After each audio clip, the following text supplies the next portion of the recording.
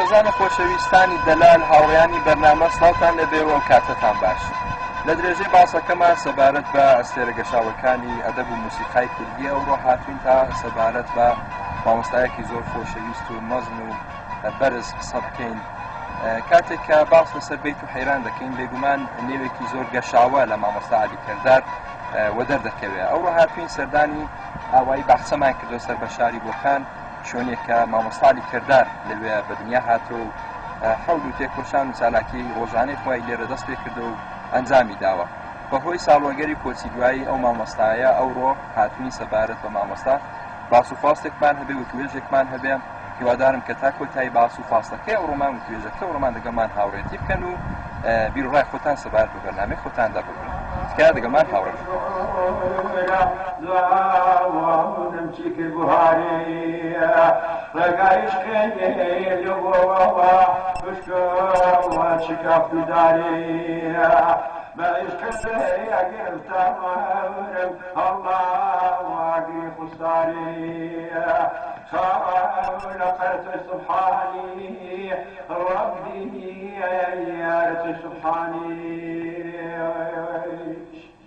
من برازە مامۆستا عەلی کەردار و لە خزمەتتاندا. مامۆستا عەلی کەردار لە ساڵی 1307 لە گوندی باخچا لە خانەوادەیەکی وەرزێری مامناوەندی لەدایک بوو. لە ساڵی 1381 لە 11/5/81 فوتی کردو.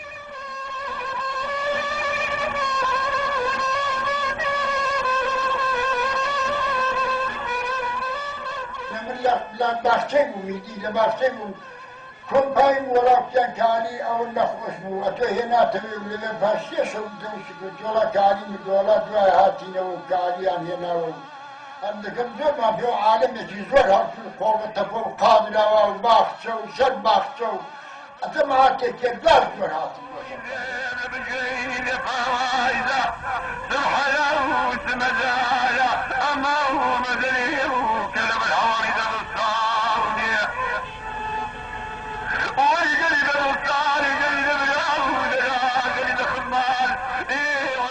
ئەو حەیرانانەی کە دەیڵێ ئەو بەیتانێکە بۆ ئێمەی کتووە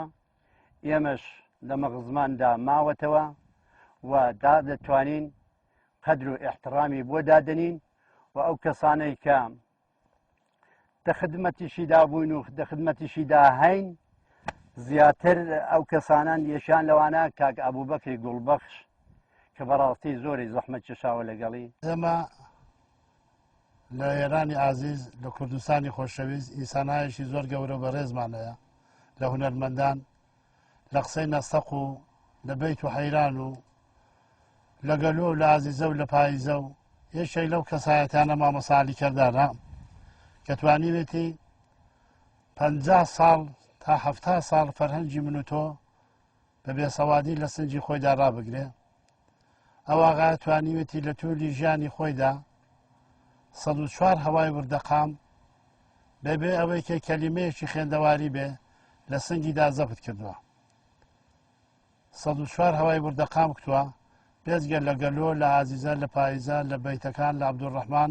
لە سەیدەوان لە ناسر و ماڵماڵ لە برایمۆگ لە سوارۆ هەموو شتێکی کتووە بەیتی هەموو شتێکی دەزانی ناسر و ماڵماڵ خاتوزین کاکەمە بوو خاتوزینی دەکرد برایمۆکی دەکرد باپیرم پێی خۆش بوو بۆرانانە هەرە وەڵای پێی خۆش بوو هەرە وەڵا زۆری پێی خۆش بوو خانی زیمنی بەهیمەتی ماڵخۆشیەکەی و چوزانم خۆشمەجلیسیەکەی بەهیمەتیش بوو حاتەمێک بوو بۆ خۆی. یعنی زۆر مهمە ئینسانێک یەک سری مەجموعەی تێدا بێ کە گەورەی بکە کە بەرچاوی بکە کە ناسراوی بکە کە کاری ئەکسەرێوانی تێدا بوو کە قسەی خراپی بەدەمدا مەتلەقا نەدەهات زەمی کەسی نەدەکرد هەموو کەسی لەلا ماقوڵ و هەموو کەسی لەلا گەورە بوو.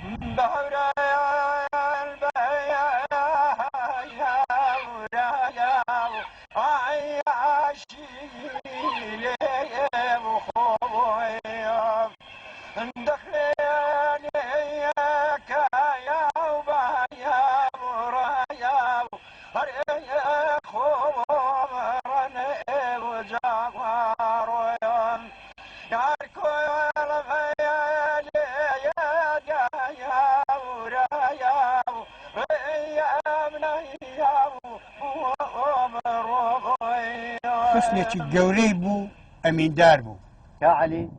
ئینسانێکی باش بووە، ئینسانێکی موئمن بووە، بیت بێش حەیران بێش لە مەنتەقەیەمەدا شخصیەتێکی گەورە بووە. ئەوجا کاعەلی بێزگە لەوانەش کەسایەتێکی بووە کە لە نێو خەڵکیدا بەڕاستی گەورەی خۆی نواندۆ. بەو دەلیلەش کێشەهای خەڵکی، ناخۆشیهای خەڵکی هەموو بەشدار بووە و توانیوێ اختلافات لە بینی خەڵکیدا بەو قسە خۆشانەی خۆی، بەو لەفزە خۆشانەی خۆی جوبڕان بکەوە حەلی بکە. مامۆستا عەلی کەردار جودا لەباری هونەرەکەی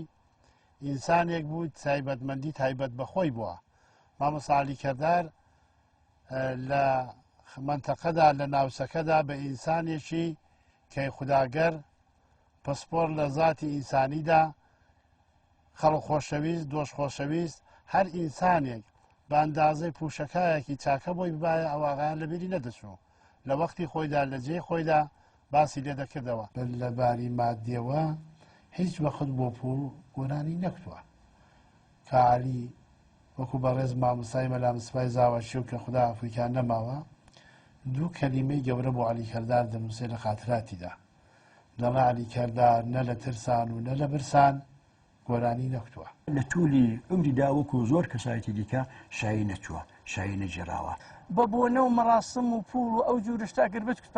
قەت خونی ئەوانە نەدەکەوتوە هیچ وەختیش بەدوی ئەوانەوە نەبوو. کاعەلی لە ذاتیدا بۆ ماڵی دنیا هیچ وەخت ئاخێکی نەبوو.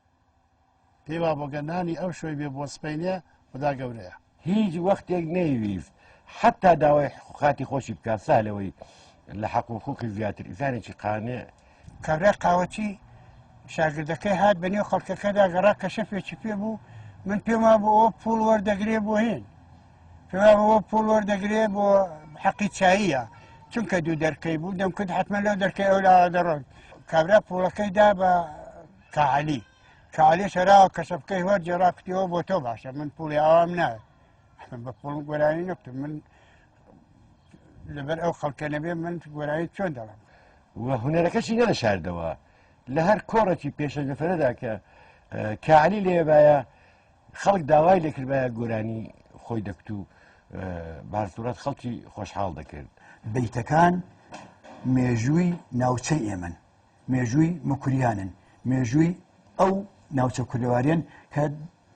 بەیتەکەتیدا ڕووی داوە. لە بەیتی مامۆستا عەلی کەرداردا ئەتو حەز بە تراژەدی دەکەی، حەز بە داستان دەکەی، حەز بە تاریخ دەکەی، تاریخەکە دەناسێەوە، معناکە دەناسێەوە، نەتەجێگیرەکە دەناسێەوە. باوەڕ بەفەرمووی ئێستاش گۆرانی دڵخوازی گۆرانی هەڵبژاردەی نظامیزای مامۆستایە. ئەو دەنگە کە هەڵدێنێت و دەهێنێتەوە خوارێ سۆزی ئەو دەنگە غیری مسلمانە نەفسە.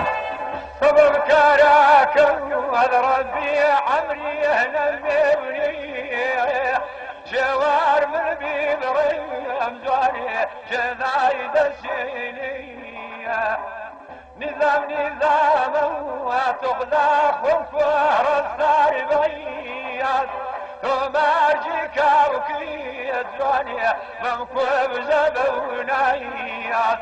لرامنا يا بغي البوار ذنبان بشيرايات والله برانە کاعەلی دەگەڵ خەڵکی نێودەی زۆر چاک بوو زۆر ئەخلاقی خۆش بوو بابیشم خۆشی دەویست ئەردن دەکەم ئەمەش پێم برابووین والله